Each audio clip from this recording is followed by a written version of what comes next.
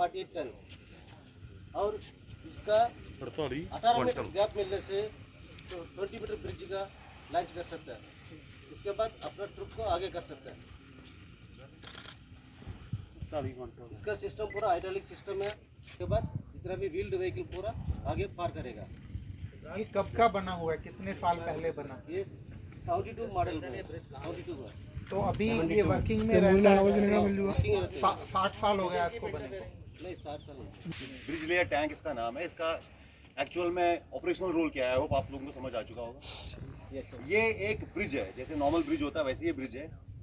जैसे ये हम दुश्मन के इलाके में जाएंगे, वहाँ पे ऐसी कोई हमारे सामने कोई नदी नाला आ सकता है जिसको हमें क्रॉस करने की ज़रूरत पड़ेगी, तो जो एक लेके वो क्रॉस कर सकते हैं उस ऑब्स्टिकल को। मतलब टैंक्स इसके ऊपर से निकल सकते हैं? बिल्कुल बिल्कुल, ये ले हो जाएगा। ये जो नीचे टैंक है, टैंक बाहर चला जाएगा और जो टैंक जब ये ब्रिज जब ले हो जाएगा, इसके ऊपर से टैंक्स निकल के आगे एडवांस। डिटैचेबल है ये, अलग बिल्कुल बिल्कुल डिटैचेबल। ये आपके सामने कैरियर मोटर ट्रैक है। जब बनाते हैं हम लोगों को एक इक्विपमेंट दिया गया है मोटर को कैरी करने के लिए, कैरियर मोटर ट्रैक। ये ऑन रोड स्पीड है 60 से 65 किलोमीटर ऑन रोड इसको चला सकते हैं। वहीं क्रॉस कंट्री में इसको हम 40 से 45 किलोमीटर प्रति आवर्स की स्पीड में चला सकते हैं। इसको हम पानी में फ्लोट भी करते हैं और इसका एक बार टॉपअप करने के बाद वही लमसम 500 से 550 किलोमीटर ऑन रोड हम इसको चलाते हैं। इसके अंदर 81 mm मोटर को हमने कैरी किया है और उसका रेंज है 5 किलोमीटर। इसके अंदर इस सेकेंडरी आर्मामेंट के तौर पे हमारे पास MMG दे रखी है। इसकी रेंज है 2000 मीटर। बस जैसे हमारे पास तोपखाना होगा, तोपखाना लिफ्ट हो जाएगा।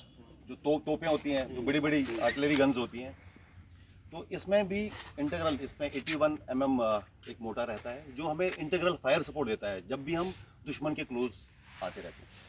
और ट्रैक्ड है तो इसकी वजह से स्पीड बढ़ती है, तो स्पीड से हम दुश्मन के क्लोज जा सकते हैं। तो ये ऑटोमेटेड रहता है सर? बिल्कुल। ये यूज हुआ कभी पहले यूज किया? हाँ बिल्कुल, जब हम अपनी प्रैक्टिस करते हैं तो प्रैक्टिस में हम इसको यूज़ करते हैं। मोटर का साइज कितना होता है? 81 mm। इससे पहले कोई बाहर किसी में लड़ाई में इसको यूज़ किया हो? नहीं। इसके अंदर टोटल 10 बंदे बैठते हैं, जिसमें से हमारे 3 क्रू आते हैं। सबसे पहला मेन ड्राइवर, ऊपर सबसे लेफ्ट में हमारा गनर, उसके राइट में हमारा कमांडर। इसके बाद में हमारे 7 बंदे और आते हैं जिसको हम लोग स्टिक के नाम से जानते हैं। ड्राइवर के जस्ट पीछे की तरफ हमारा सेक्शन कमांडर, उसके बाद में पीछे की तरफ हमारे स्टिक बैठते हैं, जिसमें हमारे 3 राइट में 3 लेफ्ट में बैठते हैं।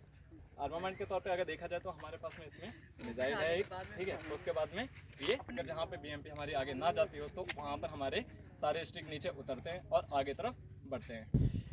ये एक जदीद तरीन इक्विपमेंट है जो इंडियन आर्मी की आर्मर्ड कोर के अंदर एज ऑन डेट है। ये हंटर किलर के सिद्धांत पे काम करता है, जिसमें से जो पीछे क्रू बैठता है, इसमें एक गनर, एक कमांडर। गनर अपने 125 mm गन के द्वारा जब दुश्मन के टैंक को बर्बाद कर रहा होता है, उसी टाइम पे जो अंदर कमांडर बैठा हुआ होता है वो बाकी टारगेट्स को सर्च करता रहता है। जब उसको दूसरी कोई दुश्मन की टैंक या दूसरा कोई टारगेट दिख जाता है तो वो आसानी से एक पुश बटन की मदद से गनर का ध्यान उस दूसरे टारगेट पे लेके जाके उसको दिखा सकता है, जो गनर फिर एंगेज कर सकता है। उससे क्या फ़ायदा होता है कि आपकी जल्दी हम दुश्मन के टारगेट्स को ढूंढ के उनको बर्बाद कर सकते हैं। बाकी जनरल डाटा के लिए मैं इसमें कैमरा सब कुछ है, वो ब्रीफ करेंगे आपको। टैंक T90 सरताज भाजी गन जैक आ जाओ 2 कदम पीछे। टैप मीडियम टैप है। क्रू की बात करें तो उसमें 3 मैन क्रू है, driver, gunner, commander. Power to weight ratio 21.5 HP पर टन। बात करें डायमेंशन की, इसका डायमेंशन मेन गन से हरियर तक 9.430 मीटर।